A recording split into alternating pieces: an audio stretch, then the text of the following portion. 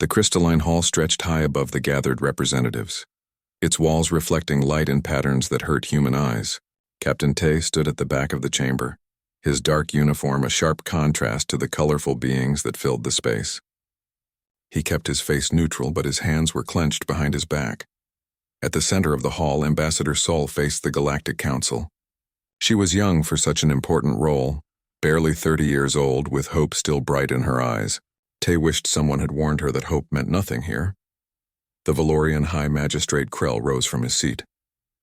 His insect-like body clicked and chittered as he moved, his multiple eyes fixed on the human ambassador.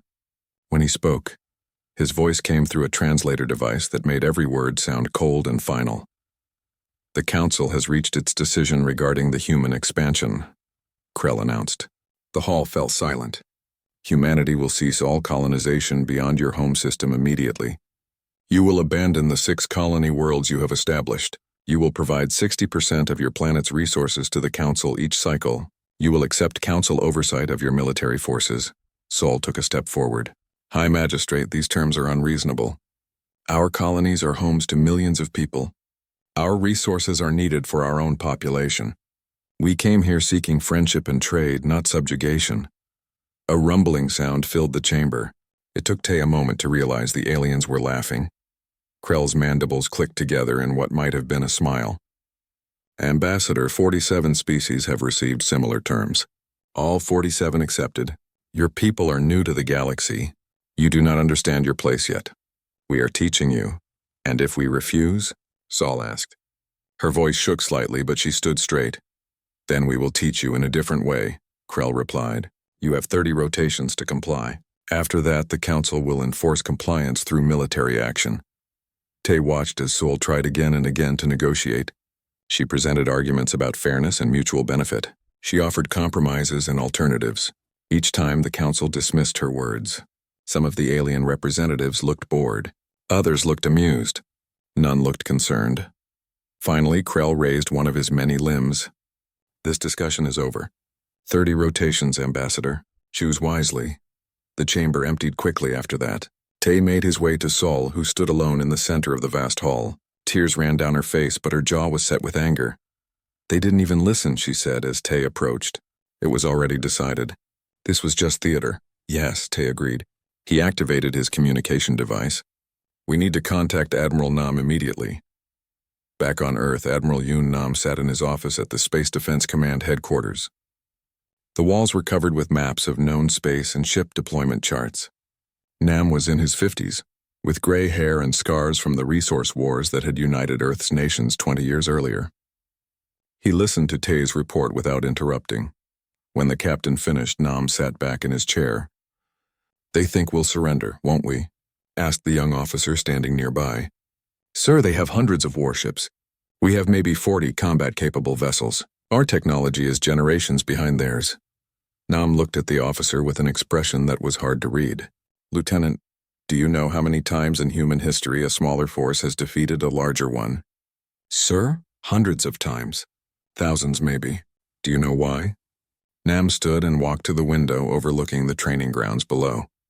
Because the smaller force had something the larger force didn't. Desperation, creativity, the willingness to do whatever it takes to survive. But Admiral, they fought 47 species, Nam interrupted, and all 47 surrendered.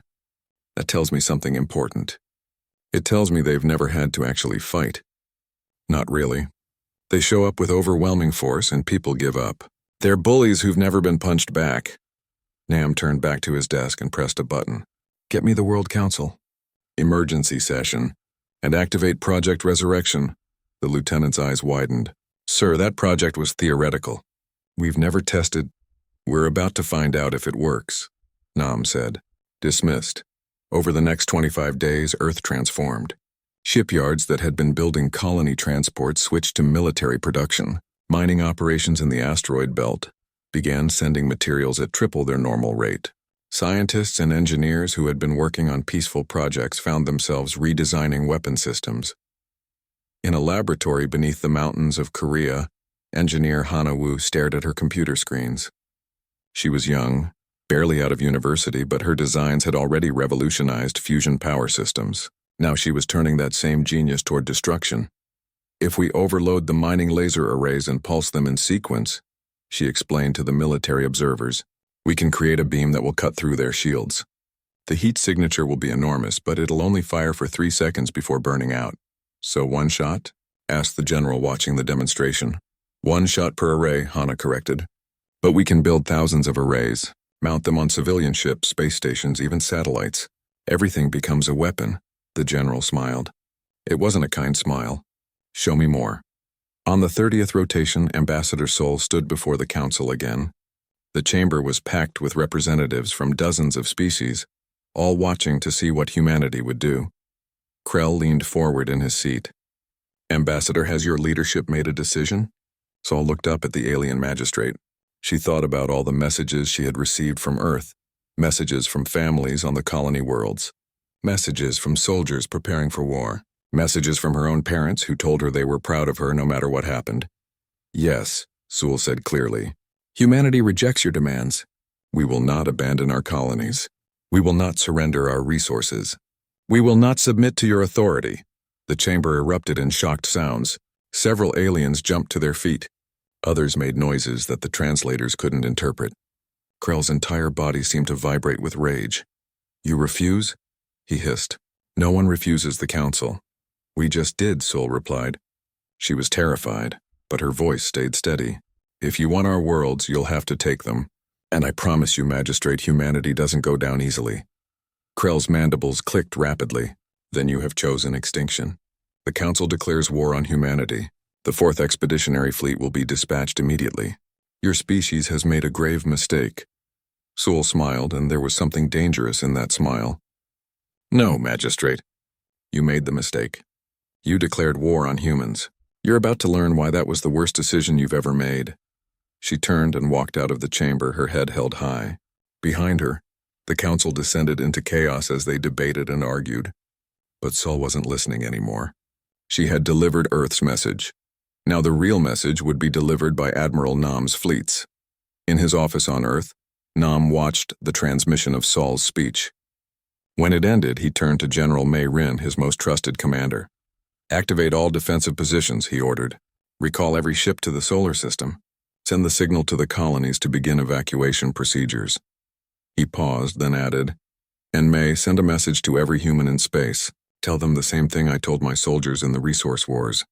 What's that, sir? Welcome to hell. Population, them. The 4th Expeditionary Fleet was impressive by any measure. 200 warships arranged in perfect formation, their hulls gleaming with advanced alloys that could withstand most known weapons. High Commander Voss stood on the bridge of the flagship, confident in his mission. He had led 3 subjugation campaigns before, and each had ended the same way. The enemy saw his fleet, realized resistance was pointless, and surrendered. Humans would be no different.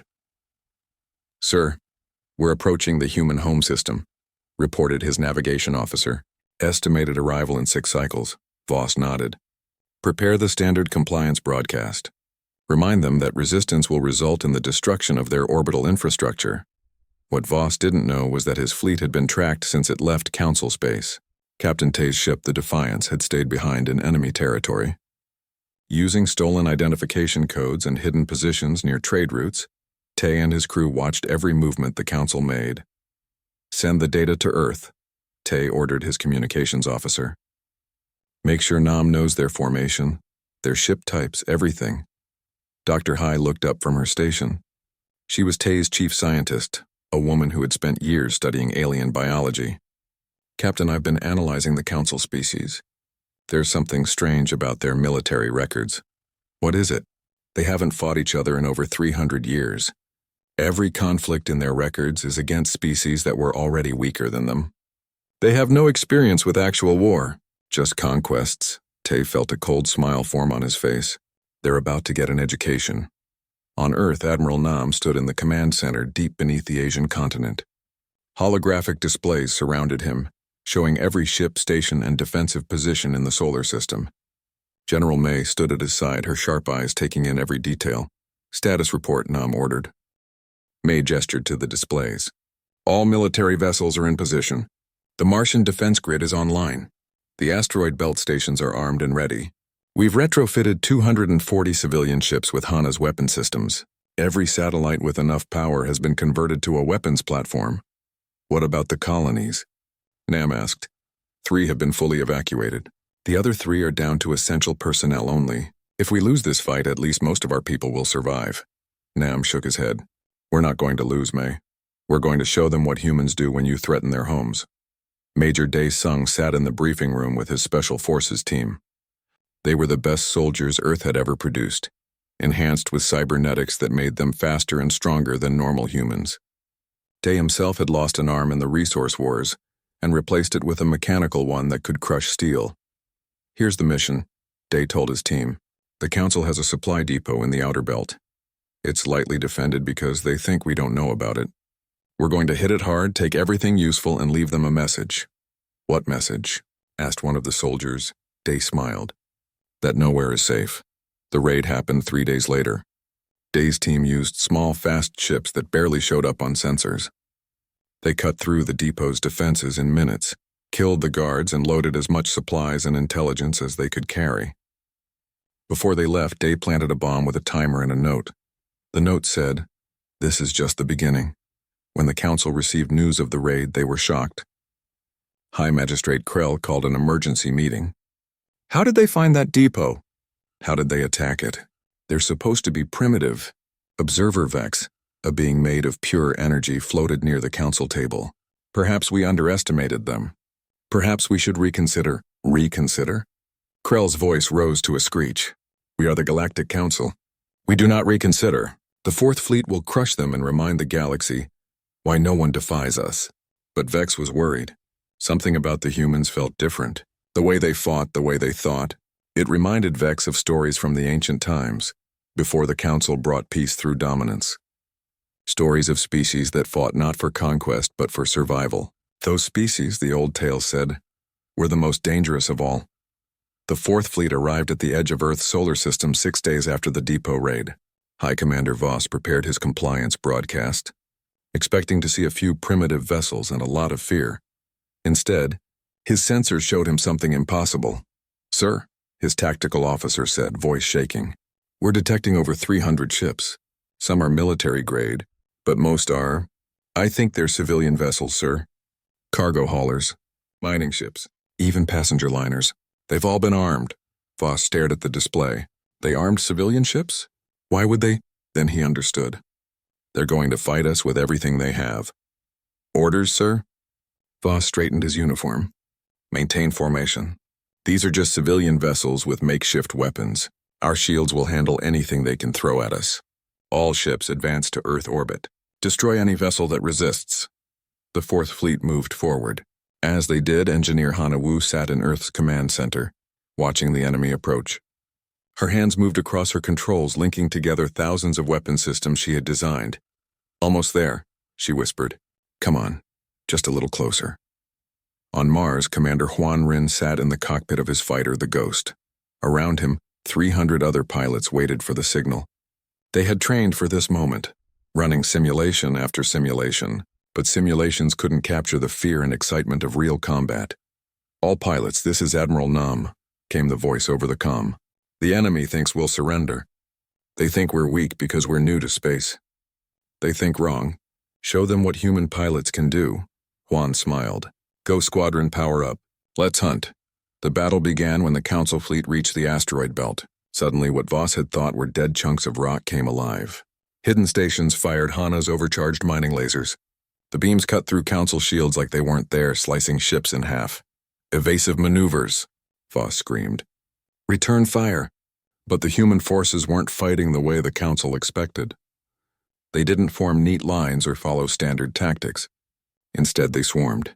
Civilian ships loaded with explosives rammed into Council vessels. Mining drones became guided missiles. Even the cargo haulers fought, using their industrial equipment as weapons. Juan's Ghost Squadron came screaming out of the sun, the light blinding Council sensors. By the time Voss's ships detected them, the fighters were already firing. Council ships exploded, their crews dying before they understood what hit them. Report, Voss demanded. We've lost 30 ships, sir. Their weapons are penetrating our shields. Our targeting systems can't keep up with their fighters. They're everywhere, Voss couldn't believe it.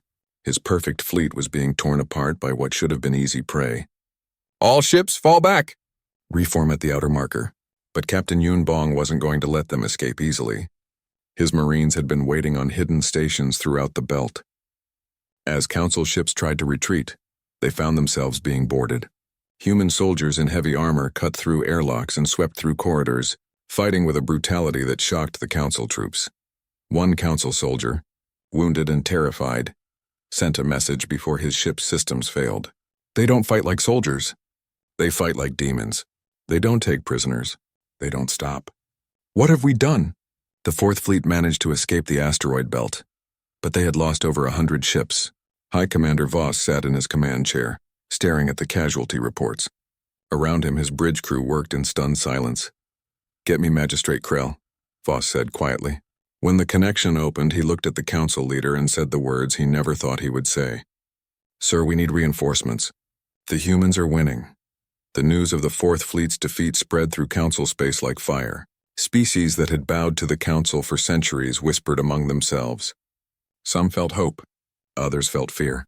If the Council could be defeated, what did that mean for the galaxy's stability? High Magistrate Krell paced in his private chamber, his multiple legs clicking against the floor in agitation. Observer Vex floated nearby, watching the Valorian leader with concern. "This is impossible," Krell hissed. "Humans are primitive. Their technology is generations behind ours. How did they destroy half of our fleet?" "Perhaps," Vex said carefully, "we should consider negotiations. The humans have proven they can defend themselves. We could offer them—" "No." Krell's voice was sharp. "If we negotiate now, every species in the galaxy will think they can challenge us. We must respond with overwhelming force. We must show everyone what happens when you defy the Council." "What are you proposing?" Krell turned to face the energy being. "We send the Grand Armada. 1,000 warships. 1/3 of our entire military force. We will crush the humans so completely that their name will become a warning to others." Vex felt something the being rarely experienced. Fear. That many ships could destroy their entire world. "Exactly," Krell replied. On Earth, Admiral Nam received the intelligence about the incoming armada. He stood silent for a long moment, then looked at General May.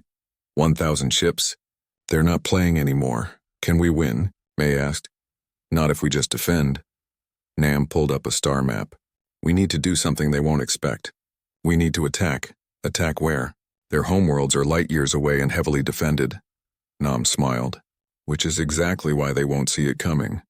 May, get me Tay on secure channel, and bring in Hana and Dr. Chul. We're going to need their best ideas. Dr. Yun Chul was a physicist who had spent his career studying quantum mechanics. Now he sat in a military bunker, explaining his latest weapon to a room full of generals. If we create a quantum disruption field and aim it at their shield generators, the shields will collapse, not just weaken, completely fail. How many ships can we equip with this? Asked General May. In the time we have? Maybe 50. That's not enough, someone protested. Dr. Chul adjusted his glasses. 50 is enough if we use them in the right places. Shields are their primary defense. Without shields, their ships become targets. While the scientists worked on weapons, Major Day was training his special forces for something new. Ground operations on alien worlds. They had intelligence from Captain Tay about the layout of Council military installations.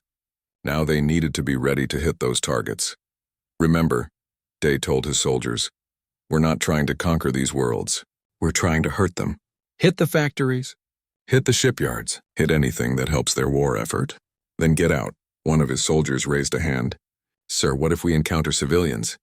Day's expression was serious. We avoid civilian casualties if possible.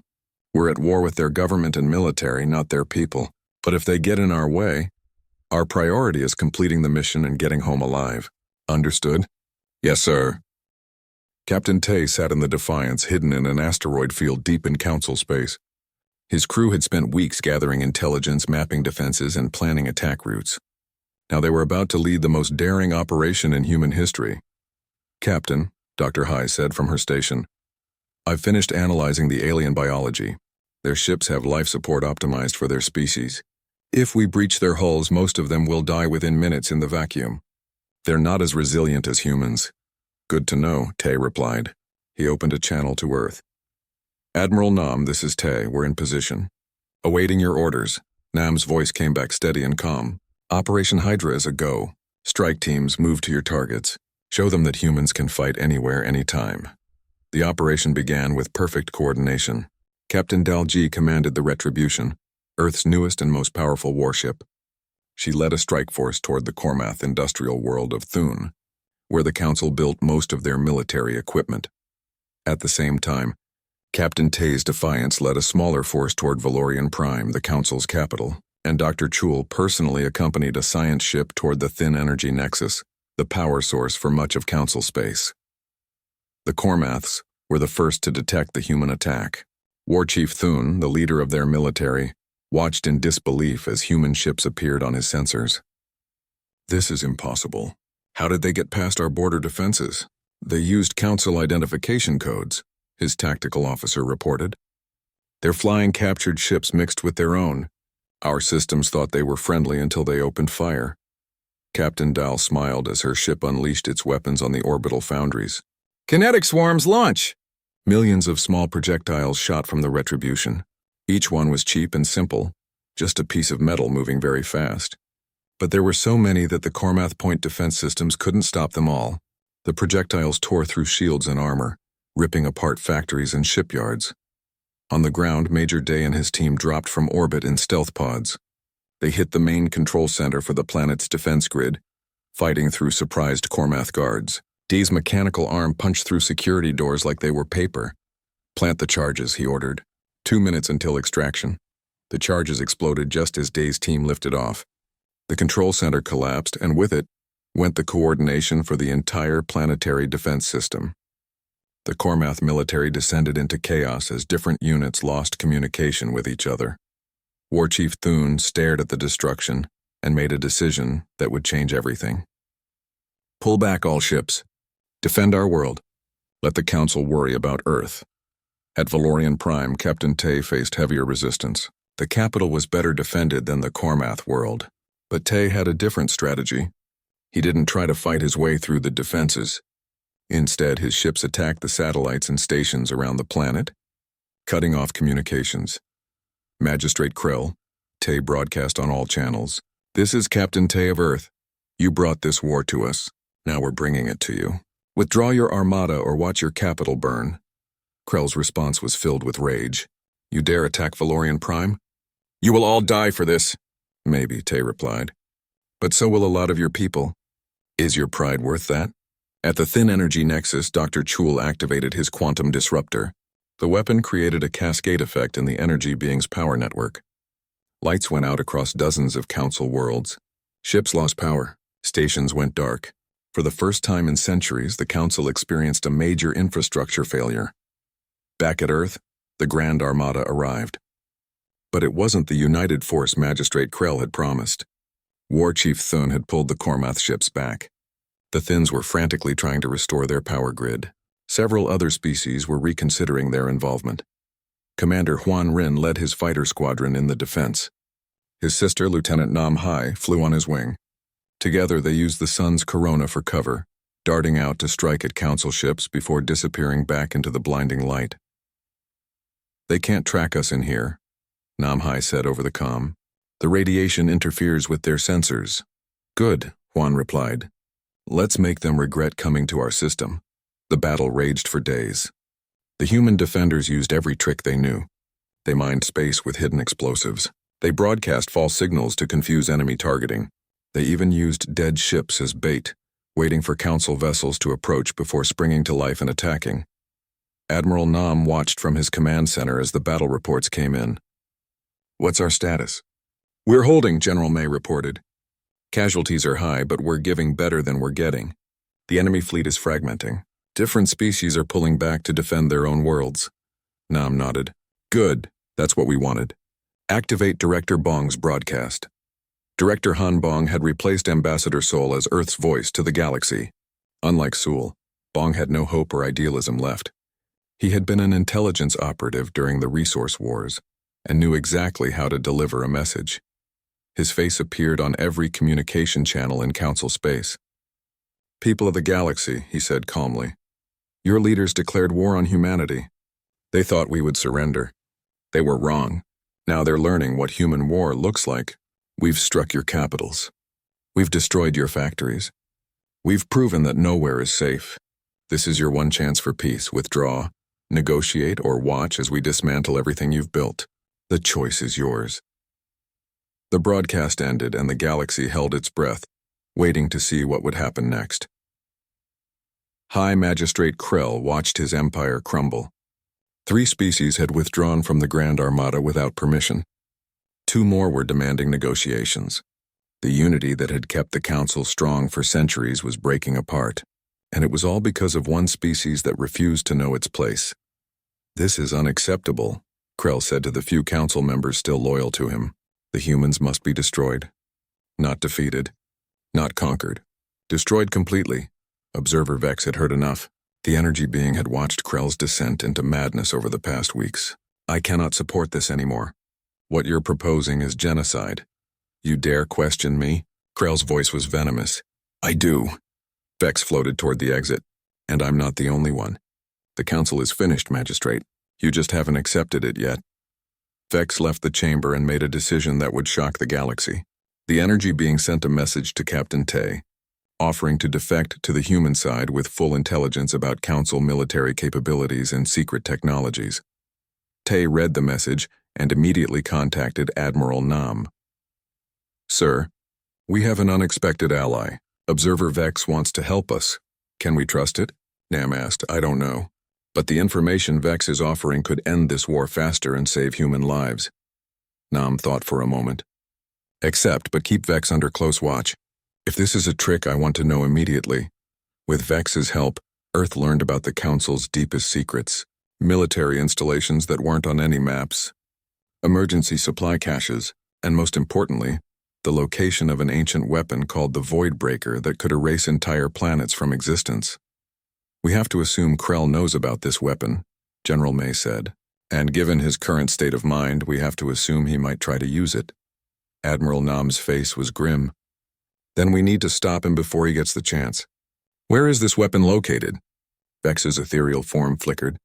In an ancient fortress in the Beta Sector. It was built by the first Council races and has defenses that even modern technology struggles to penetrate. Krell has fled there with his remaining loyalist forces. How many ships does he have?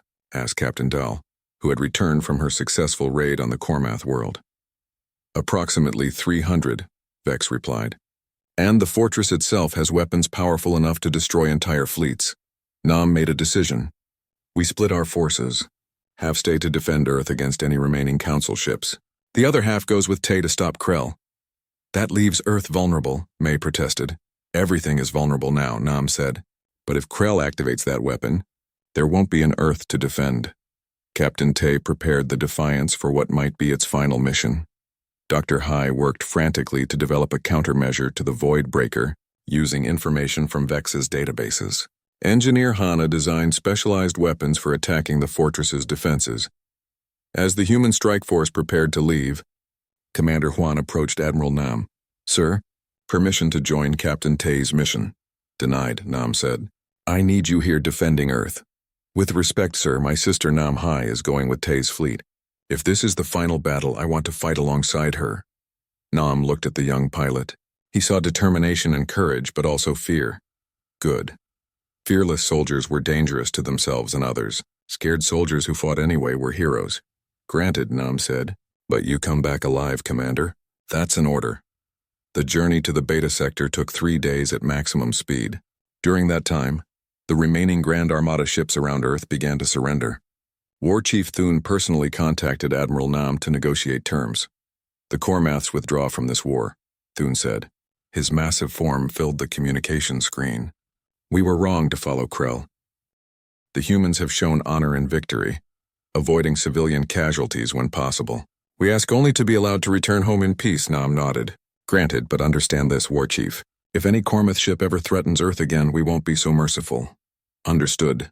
Perhaps when this is over, our people can speak of trade instead of war. Perhaps. Nam agreed. More species followed Thune's example. The Thins requested a ceasefire. The Valkorians signed a non-aggression pact. Even some Valorian commanders defied Krell's orders and stood down. The council, as it had existed for centuries, was dead. What would replace it remained to be seen. At the ancient fortress, Krell worked frantically to activate the Voidbreaker. The weapon was old, its systems degraded by time, but still functional.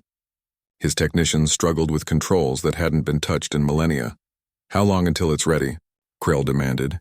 "We need at least 2 more days, High Magistrate," the lead technician replied nervously. "The weapon needs to charge, and the targeting systems must be calibrated. Work faster." "The humans are coming." "I can feel it." Krell was right. Captain Tay's strike force emerged from faster-than-light travel at the edge of the beta sector. Immediately, they were detected by the fortress's sensors.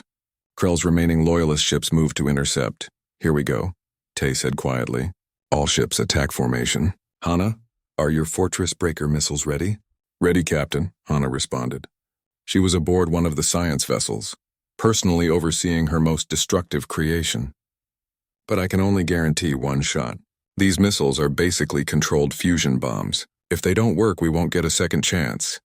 Then we better make it count." The battle began with a fury that surprised even the veteran human forces. Krell's loyalists fought with desperate courage, knowing they had nowhere to retreat. Ships collided in the void. Fighters danced between explosions. Lasers and missiles filled the space between fleets. Commander Huan led his squadron against a formation of Valorian interceptors. His sister Nam Hai flew beside him, their movements perfectly synchronized from years of training together. They cut through the enemy formation like knives, but the cost was high. Human fighters exploded around them, brave pilots dying to protect their homeworlds. "We can't keep this up," Nam Hai said over the comm. "We're losing too many ships." "Just a little longer," Juan replied. "Tay needs time to get close to the fortress." The Defiance pushed forward through the chaos, taking damage but refusing to stop. Captain Dahl's retribution covered their advance, its powerful weapons destroying any ship that tried to block their path. Major Day and his Marines prepared to board the fortress, checking their weapons and armor one last time. "Remember the mission," Day told his team. "Get inside, find Krell, stop him from activating that weapon. Everything else is secondary."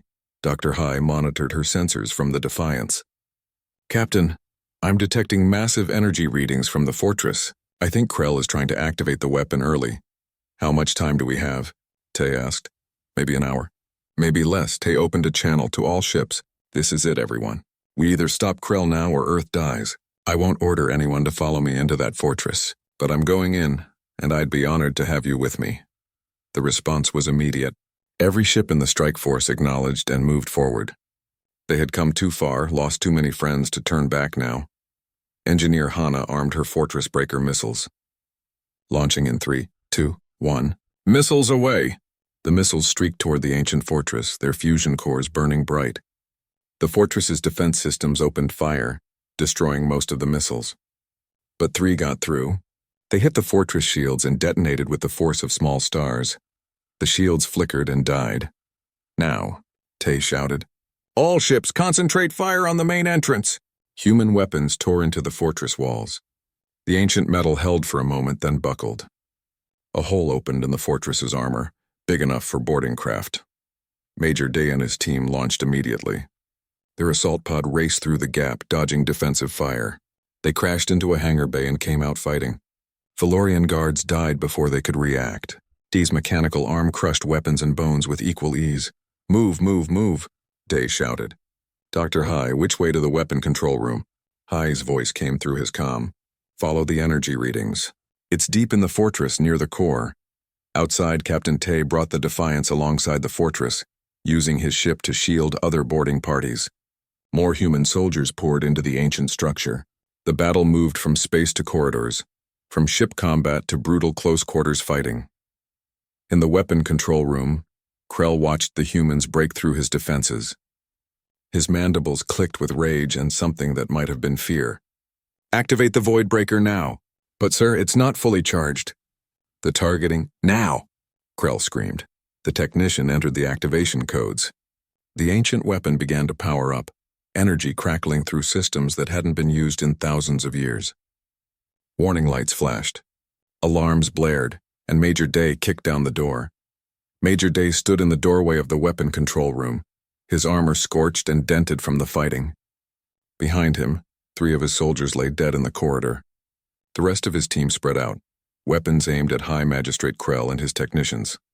"Step away from the controls," Day ordered, Krell's multiple eyes fixed on the human soldier. "You're too late. The Voidbreaker is active. In minutes, your world will cease to exist." Day glanced at the ancient console. Warning lights pulsed in patterns he couldn't understand. "Dr. High, are you reading this?" On the Defiance, High frantically analyzed the data streaming from Day's suit cameras. "The weapon is charging, but it's unstable.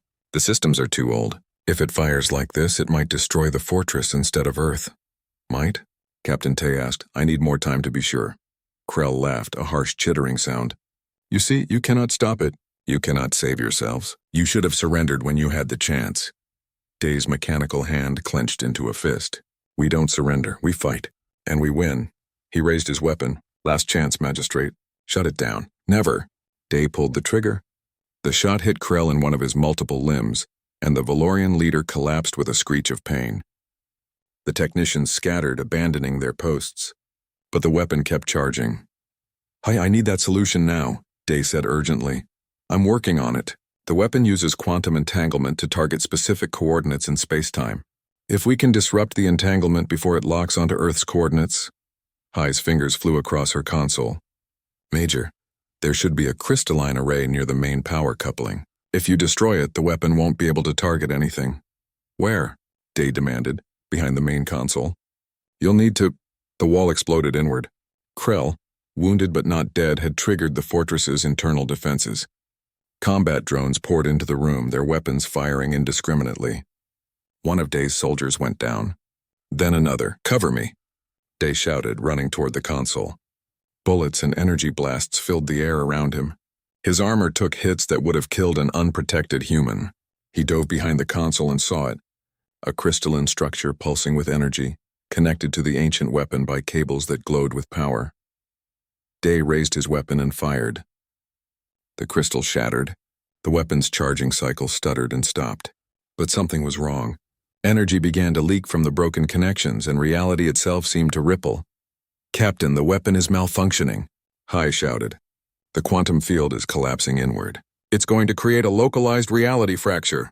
"In normal words, Doctor," Tay said, "the fortress is about to be erased from existence. Everyone needs to evacuate now." Tay opened the emergency channel. "All forces, retreat. Get to your ships and clear the area. Commander Juan, gather the fighters and fall back."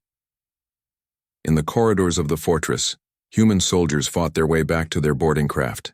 Major Day grabbed the wounded Krell by one of his limbs and dragged him toward the exit. The Valorian was too injured to resist. "Why?" Krell gasped. "Why save me? I tried to destroy your world." "Because," Day replied, pulling the alien leader through a collapsing doorway. "That's the difference between us and you. We fight to survive, not to commit genocide." The fortress shook violently. Reality began to tear at the edges, and space itself seemed to fold in impossible ways. Day's assault pod launched just as the weapon room imploded. He watched through the viewport as the ancient fortress twisted and collapsed into a point of light, then vanished. Silence filled the comm channels for a moment. Then Captain Tay's voice came through, steady and calm. "Sound off. Who made it out?" One by one, ships reported in. They had lost 30% of their force, but the majority had escaped. Commander Juan and his sister Nam Hai confirmed they were both alive. Engineer Hana reported that the Voidbreaker was gone, erased along with the fortress. "What about Krell?" someone asked. "I have him," Day replied. "Wounded but alive. What do you want me to do with him?" There was a long pause. Then Captain Tay said, "Bring him back to Earth. Let the galaxy see that humans can be merciful even to those who tried to destroy us." The journey home took 5 days. During that time, the remaining council ships around Earth formally surrendered. War Chief Thune arrived personally to negotiate the peace terms. Other species followed, each seeking to establish new relationships with humanity. Admiral Nam sat across from War Chief Thune in the conference room at Earth Space Command. The massive Kormoth looked uncomfortable in the human-sized furniture, but his expression was respectful. "The Council is broken," Thune said. "The species that formed it have lost trust in each other. We need something new, A new way of organizing the galaxy. What are you proposing? Nam asked. A true council, not one where the strong dominate the weak, but where all species have equal voice. We Cormaths would like humanity to help lead this new organization. General May, sitting beside Nam, raised an eyebrow. You want the species you just tried to conquer to lead a new galactic government? Who better?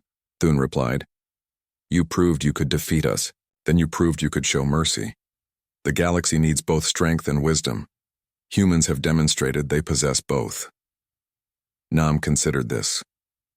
We'll need guarantees, full autonomy for human space, no interference in our internal affairs, and any species that threatens Earth will face consequences. Agreed, Thune said immediately. These terms are more than fair.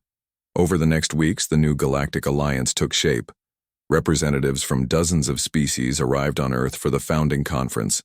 Observer Vex served as a mediator, helping bridge the gaps between different cultures and communication styles. General May was elected as Earth's first representative to the Alliance Council. War Chief Thune represented the Cormaths. Other species sent their own leaders. Together, they began the hard work of building something better than what came before. Captain Tay retired from military service and became an explorer again, leading missions to unknown regions of space. Dr. Hai joined him, studying new species and ecosystems. They married in a simple ceremony, with crew members from both human and alien species attending. Commander Huan and Lieutenant Nam Hai left the military to start a civilian flight school. They trained pilots from dozens of species, teaching them not just how to fly, but the importance of courage and sacrifice. Engineer Hana Wu became famous across the galaxy. She started a company that revolutionized space travel and manufacturing. Her designs made long-distance travel faster and safer. Planets that had been isolated for centuries were suddenly part of the galactic community. Major Daesung stayed in the military, but his role changed. Instead of leading combat missions, he trained the new Alliance Defense Force. Soldiers from multiple species learned human military tactics, and humans learned from alien traditions in return. High Magistrate Krell stood trial for his crimes.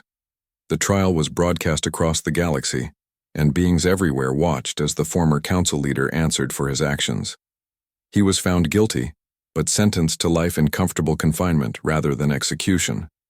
Some humans wanted harsher punishment, but Admiral Nam argued that mercy would serve Earth better than revenge. 5 years after the war ended, Ambassador Sol returned to public service. She had spent the war years helping coordinate evacuations and refugee efforts. Now she traveled the galaxy as Earth's cultural ambassador, building friendships between species that had once been enemies. One day, she visited a classroom on a colony world. Young beings from 6 different species sat together, learning about history. The teacher asked Sol about the war. Why did humans fight so hard? A young Valorian child asked. The council was stronger. Everyone said you should surrender. Sol smiled. Because humans have a saying, it goes like this. It's not the size of the dog in the fight, but the size of the fight in the dog. We fought because surrender meant giving up who we were. We fought because we believed freedom was worth dying for. And we won because we never stopped believing we could. Are you still mad at us? Another child asked. For the war, I mean. Sol knelt down to the child's level. No, sweetheart. We're not mad anymore. The war taught everyone important lessons. Your leaders learned not to underestimate others. We learned that even in war, we must hold on to our humanity. And everyone learned that the galaxy is better when we work together instead of fighting. On Earth, Admiral Nam stood at the window of his office, now mostly ceremonial since he had retired from active command. Director Bong entered carrying a report. The Alliance Council wants to know if we'll contribute ships to the new exploration initiative, Bong said. What do you think? Nam asked. I think we should, but only if we have equal command authority. No more taking orders from others. Nam nodded. Agreed. But make sure our captains understand something important. We're not conquerors. We're explorers and protectors. The galaxy saw what we can do when threatened. Now let's show them what we can do when we're friends. That night, a ceremony was held at the War Memorial in Seoul. Thousands gathered to remember those who had died defending Earth. Captain Yoon. Bong stood before the crowd and read the names of the fallen. It took hours. Each name was spoken clearly with respect. When he finished, a moment of silence fell over the crowd. Then someone began to sing. It was an old Korean song about perseverance and hope. Others joined in, their voices rising together. Humans and aliens, former enemies and new friends, all united in remembering the cost of war and celebrating the hope of peace. Above them, starships from dozens of worlds orbited Earth. Some were military vessels standing guard. Others were trade ships bringing goods and culture from across the galaxy. Still others were colony ships, heading out to new worlds where humans and aliens would build communities together. A child tugged on her parent's sleeve. "Mom, were you scared during the war?" The parent, a veteran who had fought in the Battle of Earth, knelt down. "Yes, I was terrified, but being scared doesn't mean you can't be brave. We were scared, and we fought anyway. That's what humans do." "Will there be another war?" the child asked. "I hope not. But if there is, I hope we've learned enough to avoid it. And if we can't avoid it, I hope we'll fight not with hatred, but with the knowledge that even our enemies are people too." The child thought about this. "I want to be an explorer when I grow up. Like Captain Tay. I want to find new friends in space." The parent smiled. "Then that's what you'll do. Because you're human. And humans don't let anyone tell them what's impossible." Far out in the galaxy, on the edge of explored space, Captain Tay's ship, the Defiance, detected a signal from an unknown source. Dr. Hai analyzed the transmission and looked up with excitement in her eyes. "It's a greeting," she said. "From a species we've never met before. They want to talk." Tay smiled. "Then let's talk. Open a channel." As the communication connected, Tay thought about how far humanity had come. A few years ago they had been alone, threatened with extinction. Now they were part of something larger. Leaders in a galactic community. Protectors of the weak. Friends to the peaceful. And if anyone ever forgot why you don't threaten humans, well, the ruins of the ancient fortress served as a good reminder. Humanity had proven they were the most deadly species in the galaxy when pushed to their limits. But they had also proven something more important. They were capable of forgiveness, of mercy, of building instead of destroying. That, Tay thought, was the real victory.